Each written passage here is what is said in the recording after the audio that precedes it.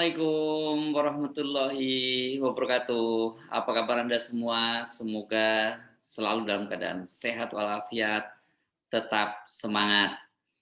Kembali berjumpa dengan saya, Hersy Beno Arif dari Forum News Network. Lebih dari sebulan terakhir ini, fokus perhatian publik secara nasional, bahkan juga internasional itu juga tertuju pada satu peristiwa, skandal pembunuhan berencana Brigadir Yosua yang didalangi oleh mantan Kepala Divisi Propam Irjen Pol Verdi Sambo. Putri Chandrawati, istri Verdi Sambo yang semula itu dicitrakan sebagai korban orang yang dizalimi, saat ini juga terancam bakal dipidanakan bersama Verdi Sambo. Dugaan sementara laporan palsu dan menghalang-halangi proses hukum. Tetapi tetap saja terbuka kemungkinan dia juga terlibat dalam pembunuhan berencana. Ini masih berupa dugaan ya dari beberapa fakta-fakta. Inspektorat khusus itu kata Kepala Badan Reserse Kriminal Polri, Komisaris Jenderal Agus Andrianto sedang mendalami itu. Sementara pengacara keluarga mendiang Yosua Huta Barat itu sudah berencana melaporkan Putri dalam soal laporan palsu pelecehan seksual yang dilakukan oleh Yosua. Kasus ini belum tuntas, tiba-tiba kita dikejutkan oleh berita-berita lain. Ini berkaitan dengan kepolisian. Kepala Satuan Narkoba atau Kasat Narkoba Polres Karawang, Jawa Barat, AKP Edi Nurdin Masa, ditangkap tim dari Direktorat Tindak Pidana Bareskrim Mabes Polri dengan barang bukti sebanyak 101 gram sabu. Ini kelihatannya Direktorat Tindak Pidana Narkoba ya, Bareskrim Mabes Polri ya. Di Palu, Sulawesi Tengah itu Direktorat Propam itu menangkap seorang polisi berpangkat Bribtu, Brigadir 1 dengan inisial D karena dia menerima suap dari para calon siswa sekolah bintara. Ini dari mobil yang kendarinya saja polisi atau di divisi Propam itu menyita uang dengan total senilai ini kalau untuk skala daerah ini saya kira cukup besar, yakni 4,4 miliar. Di Jakarta Pusat pada awal bulan lalu, tepatnya tanggal 3 Agustus, itu ada seorang polisi menembak rekannya. Narasi yang berkembang itu adalah polisi tembak polisi. Tapi menurut penjelasan Kepala Humas Polda Metro Jaya, Komisaris Besar Endra Zulfan, hal itu terjadi karena kelalaian. Ada salah satu anggota ini Brigadir AS membersihkan selongsongnya karena kelalaian, dia memasukkan senjata ke rosternya dan tanpa sengaja mengenai temannya yang sedang istirahat di depannya. Itu kata Endra Zulfan. Walau sudah ada penjelasan resmi, namun publik masih bertanya-tanya, benarkah itu karena faktor ketidaksengajaan atau sebenarnya memang benar narasi sebelumnya, yakni adanya tembak-menembak. Saya kira polisi jangan buru-buru menyalahkan publik kalau sekarang itu publik selalu skeptis, bahkan cenderung tidak mempercayai apapun penjelasan dari polisi. Apa boleh buat, kasus skandal pembunuhan berencana yang dilakukan oleh Irjen Pol Verdi Sambo itu membuat kepercayaan publik terhadap lembaga kepolisian saat ini mencapai titik nadir. Jadi apapun yang dikatakan oleh polisi tidak akan dipercaya. Dari misalnya, kenapa? Karena dalam kasus Verdi Sambo itu dari semula dikatakan sebagai tembak-menembak, ternyata kemudian terbongkar bahwa itu hanya skenario palsu.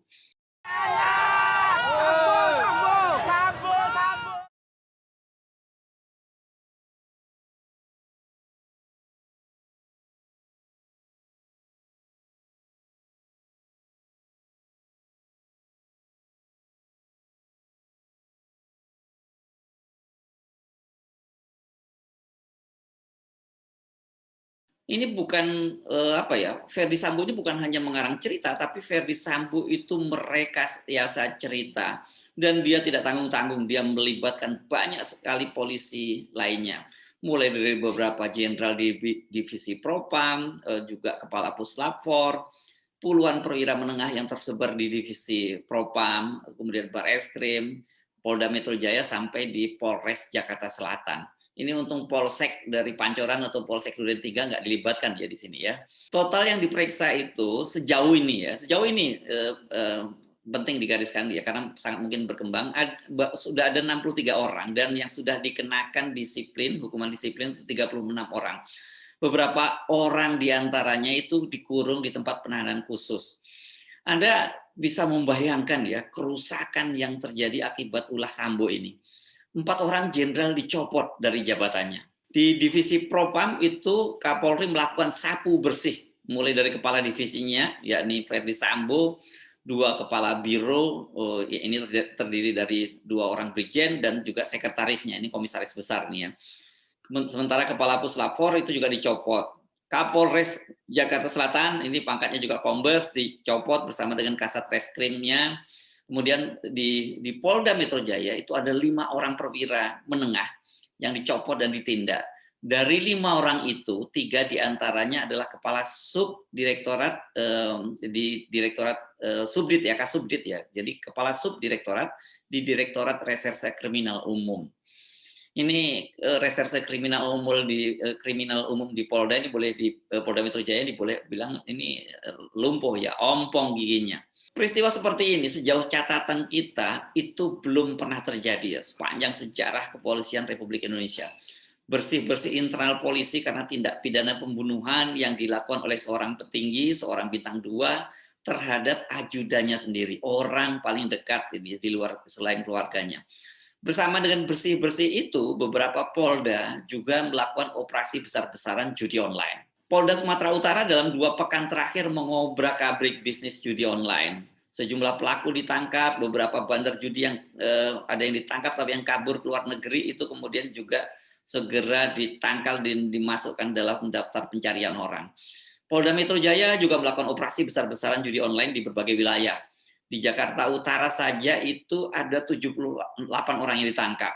Sejumlah Polda lain juga sangat gencar melakukan operasi membongkar judi online ini. Di Polda Jawa Timur itu kabarnya sudah ada 800 orang yang ditangkap. Tapi ini kelihatannya dari operasi dalam beberapa bulan terakhir, bukan dalam sebulan terakhir setelah meledaknya kasus Ferdi Sambo. Operasi ini seperti dikatakan oleh Kepala Divisi Humas Mabes Polri, Irjen Pol Dedi Prasetyo, merupakan instruksi dari Kapolri. Semua judi online berkode 303 harus disikat habis. Tidak jelas apakah operasi sikat habis, operasi sapu bersih kode 303 ini, judi online ini ada kaitannya dengan penangkapan Ferdi Sambo. Di media sosial kan sudah beberapa waktu lalu sudah beredar informasi Ferdi Sambo adalah para pelindung bandar judi online. Dana yang dikumpulkan dari para bandar inilah yang digunakan oleh Ferdi Sambo untuk membiayai operasi-operasi Satgas Merah Putih yang dipimpinnya. Tetapi juga banyak disebutkan bahwa spekulasinya begitu ya di media. Sekali lagi saya katakan ini spekulasi di media itu juga setoran untuk para petinggi-petinggi di lingkungan kepolisian. Sejak kemarin itu di media sosial beredar grafik yang disebut sebagai kekaisaran Ferdi Sambo. Dan tumpuannya itu adalah judi online.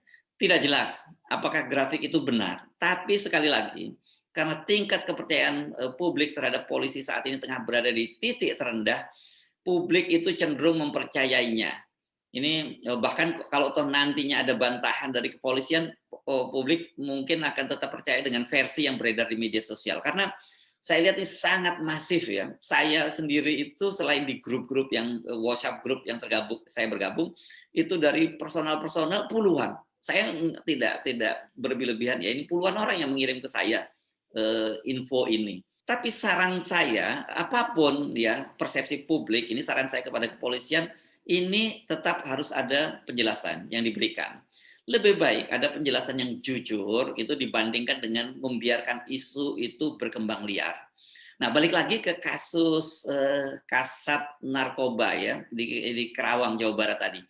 Bayangkan seorang kasat reserse narkoba yang harusnya menjadi polisi pemberantas peredaran narkoba itu malah jadi bandar narkoba yang mensuplai narkoba ke sejumlah tempat hiburan di Kerawang bahkan sampai di Kota Bandung. Ini betul-betul masuk kriteria serusak-rusaknya polisi. Aparat negara yang dipercaya untuk melindungi warga dari peredaran narkoba itu malah jadi bandar narkoba. Ini betul-betul super parah. Kasus di Palu itu juga jangan dianggap remeh. Ini adalah suap dalam proses penerimaan calon siswa Bintara Polri ya. Ada 18 orang calon dan uang suap yang disita 4,4 miliar tadi. Artinya rata-rata ini kalau kita bagi, calon siswa itu menyetor 250 juta per orang. Bayangkan, untuk menjadi polisi mereka harus menyuap ratusan juta rupiah.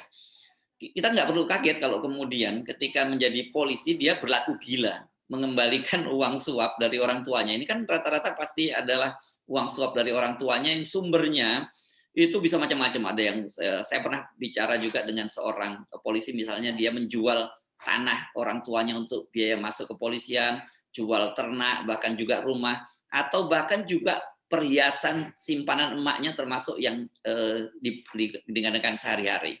Suap menyuap untuk masuk ke pendidikan calon polisi ini adalah hulunya. Ibarat sebuah mata air, bila hulunya kotor, keruh, maka sampai ke hilir juga akan kotor dan keruh. Dari sinilah barangkali kita bisa mulai mengurai kekacauan, keruwetan di dunia kepolisian kita hari-hari ini.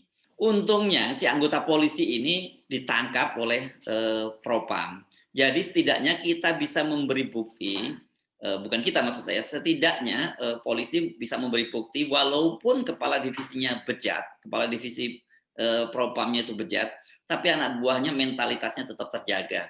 Tidak semua polisi buruk, di tengah citra polisi yang hancur-hancuran gara-gara Ferdy Sambo. Di tengah gaya hidup hedonis para polisi dan keluarganya, tercermin setidaknya dari kendaraan-kendaraan mobil-mobil dan rumah-rumah mewah yang dimiliki oleh Ferdy Sambo, ternyata masih banyak polisi yang waras, yang melihat praktek suap itu harus dihajar. Mungkin Anda sempat memperhatikan ya, saya tidak menggunakan kata oknum. Faktanya dia memang polisi. Saya nggak sepakat dengan istilah-istilah yang eufemisme menghaluskan makna itu ya. Misalnya ditangkap, disebutnya diamankan gitu, faktanya ditangkap. Dan ini soal oknum ini kan biasanya digunakan kalau buruk. Itu kalau buruk stigmanya kemudian dibuat itu oknum. Tapi kalau baik itu institusi. Nah, saya tetap menyerukan kepada teman-teman media untuk tidak menggunakan eufemisme dalam bahasa ya. Digunakan aja bahasa yang lugas, karena dari situlah sebenarnya eufemisme inilah dimulai, kemudian kita ya semacam ada pembiaran kalau terjadi kan itu oknum, akan bukan lembaga kepolisian, atau itu oknum wartawan, kan bukan wartawan. Tetap saja dia adalah wartawan, itu mesti kita jelaskan. Di Palu ya, di Palu tadi, Sulawesi Tengah tadi, anggota polisi yang ditangkap itu hanya berpangkat Bribtu, Brigadir 1. Ini hanya Bintara. Kalau di tentara ini sekelas sersan. Anda pasti bertanya-tanya ya, apa mungkin seorang sersan itu bisa mengatur lolos tidaknya seorang calon siswa? Apa tidak melibatkan pangkat dan jabatan yang lebih tinggi? Sementara saran saya kita pegang dulu ya penjelasan dari Kepala Bidang Humas Polda Sulawesi Tengah. Penangkapan sang Bribtu itu terjadi beberapa hari lalu, namun tidak segera dipublis, dirilis ke publik karena dilakukan pengembangan untuk membongkar fakta apakah ada anggota lain yang terlibat. Namun karena dari penyidikan diketahui dia hanya pelaku tunggal, maka kasusnya kemudian dirilis ke publik. Kalau betul penjelasan dari Kepala Bidang Humas Polda Sulawesi Tengah tadi, kemungkinan ini kasus Bribtu D namanya kalau tidak salah ya. Ini semacam tipu-tipu saja ya. Mana mungkin seorang Bintara itu bisa mengatur lolos tidaknya seorang calon siswa. Kan ada panitia seleksi yang melibatkan sejumlah perwira. Nah, kalau tipu-tipu biasanya ini untung-untungan saja ya. Kalau nanti dia lolos, padahal tanpa suap menyuap, ya duitnya akan hilang. Tetapi kalau yang tidak lolos, mungkin bisa duitnya dikembalikan lagi. Itu modus penipuan bisa saja seperti itu. Jadi kasus ini saya kira jelas sangat berbeda dengan skandal dari Ferdy Sambo. Kalau waktu itu Ferdy Sambo telat dirilis karena mengatur skenario palsu, mencoba merusak dan menghilangkan barang bukti, kemudian TKP-nya juga dibersihkan. Kasus penangkapan di Palu itu tidak segera dirilis dengan tujuan mengungkap keterlibatan anggota-anggota lain atau pihak-pihak lain. Berbagai kasus tadi, wabil khusus skandal Sambo mendorong kita untuk bertanya-tanya, fenomena apa ini? Apa yang salah dengan polisi kita? Sebuah lembaga yang harusnya kehadirannya selalu kita rindukan, karena mereka adalah para pelindung dan pengayom rakyat.